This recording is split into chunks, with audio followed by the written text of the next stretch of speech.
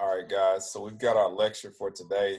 I'm actually at the academy, so I won't be with you guys tomorrow in class. So we're going to discuss chapter 11, which is estates and probate. Just to let you guys know, we have one more week left. So all your assignments must be turned in and completed no later than Friday of next week, or actually before Christmas, or either by 11:59 p.m. on Christmas Day. The last day of class will be Thursday. I believe it's 12:22. If you have any questions, make sure you guys email me. But today we're going to be going over real quick estates and probate court in chapter 11.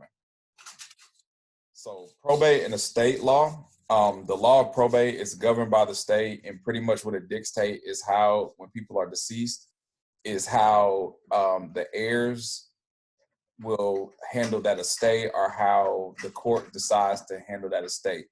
Also, probate court may be used for adults that are incapacitated. For example, if you have somebody that's an adult with Down syndrome, and say the caretaker who's responsible for them passes away, that they'll become responsible for them. So the probate court kind of establishes those laws to take care of that. Also, probate court establishes minors needing supervision, which pretty much means that if they are a ward of the court, the probate court will handle such things as adoption. It will handle placing a child with defects and things like that. And also, again, it talks about the distribution of estates. When there's no will present, the probate court will either probate the estate or the property and dictate or determine how that property is going to be distributed. So the function of the probate court, the probate division, of course, it administers estates of the deceased, assists persons under legal guardianship, which is a guardian ad litem, and may or may not have adversarial parties. So the first point is, when it administrates estates of the deceased, many times when people pass away and they have a will and they have no direct heir to pass it to, then that will has to present it to the probate, and the probate judge will review the will and elect an executor to be over the will and establish the will. And pretty much what they'll do is that they will sit there, and that executor will get that estate together, come up with another court form of civil document that has to be presented to the court, and then the court will make a decision if the estate is settled, and then they can start to equally distribute funds when it comes to the estate. When it comes to assist persons under legal guardianship, the probate court also has the function of acting as a guardian ad litem. Pretty much, the guardian ad litem is just a fancy term for a custodian, and pretty much their role is, in any cases where it may be the parent against the child, or vice versa, that any child in the court hearing has to have an adult represent them. So the guardian ad litem may be appointed in this particular fashion. Also, too, it may, in probate courts, it may or may not have adversarial parties. So you may have parties who are against each other, or you may or may have parties that are on the same side. It just depends on what type of case the probate court's hearing. Intestate succession, is dying without leaving a valid will. So you have what's called a per capita distribution, seldom applied, and identifies all living relatives of deceased to divide remaining property equally. So an example of this would be if you have a parent who has 4 children, and that parent dies without leaving a will or naming somebody, then the per capita distribution would say that those 4 remaining living children will have equal shares or equal rights to that the remaining property, and so the property of the estate will be divided into fourths. Then you have another one, what's called per stirpes distribution.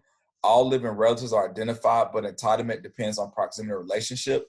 So when we have a person that dies without leaving a valid will, in this particular thing, in the per stirpes distribution,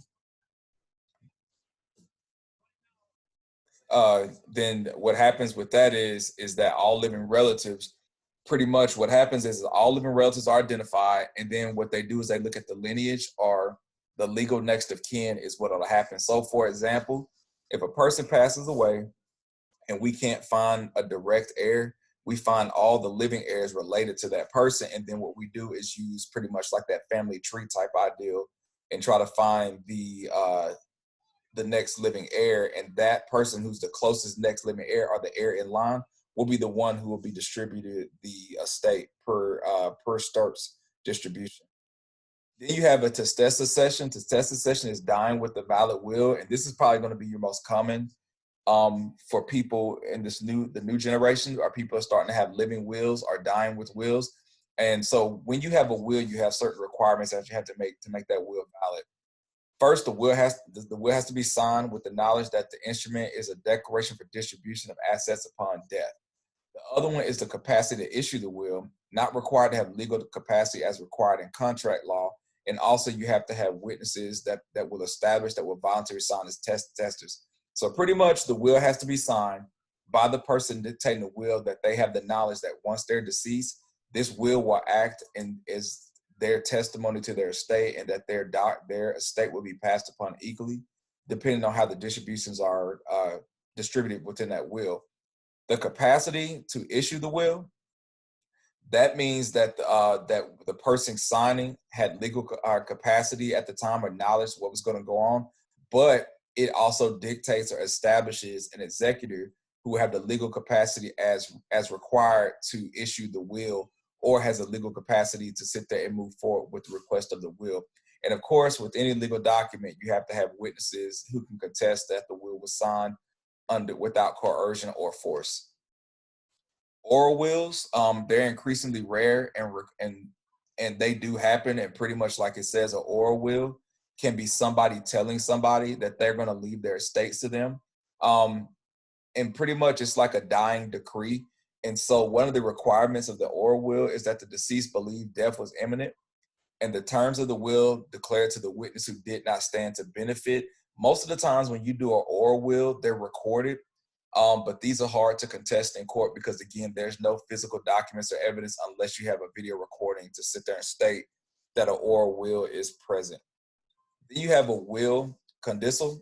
Additions to the existing will must incorporate existing will and should not contradict terms of existing will. So pretty much this type of will is just an addition or an amendment towards your current will, and you're just adding additional things. But the one thing, like it said, if it's established that you're going to leave certain monies to one person, then that amendment can't sit there and trump that or change that unless that person is deceased or no longer going to be entitled, which at that time you'll have to kind of make a whole new will. Then you have your will revocation. The intent of the testator changes with respect to the distribution of assets. And a revocation means it's pretty much retracting that will that they wrote and then establishing or rewriting a new will. The will contests. Any will can be contested. And pretty much it's just a thing that you'll file with the court if you feel like the will was done under three common grounds, which is a mistake, duress, or fraud. If it's a mistake and you contest the will, for example, if you had a dying parent who had amnesia, or they had some kind of dilapidating medical issue or dementia, for example, and your name is James, but on the will they put Jonathan, but there is no Jonathan, you can contest the will and state that. The next thing is duress or improper influence. Again, we see a lot of this with our elders who have mental or dilapidating things, to where they're influenced to sign wills over to people who are trying to con them or trick them out of their property. And so pretty much what they do is that they sign under duress, or they're improperly influenced to complete that will. And of course, the last is fraud, where you're just coercing somebody to sign something that's fraudulent with the attempt to take their money or defraud them from their money. So pretty much the court's decision. The court decide who is entitled to what. Originally, the states developed their own laws with probate, but because it got so convoluted and that we had a lot of bias, that probate in most jurisdictions has a uniform probate code, which all probate courts have to follow when it comes to issues with wills and heirs and next of kin and estates. So the probate in the jurisdiction where the decedent was domiciled at the time of death will be the jurisdiction of that. So for example, if you had a house, or the decedent had a house or property in Cobb County, then, and that's what they call their domicile, or they decided that that was going to be the place where they have registered to get their mail and things like that, that Cobb County would then have the jurisdiction over that. Same way if it was in Fulton County, you could own a property in Fulton and Cobb. Wherever you determine your domicile is, that's where the jurisdiction is going to have over your probate. Then you have real property, which is governed by the law where it's located. So your real property, which can either be boats, houses, cars, things like that, wherever that property is located, then that government body will have legalities over where that property is located. the real property and the probate are two separate entities, because when you probate the will make a determination how that real property is distributed. And then, of course, like I mentioned before, you have a uniform probate code, which establishes the procedures used in probate court for each individual state.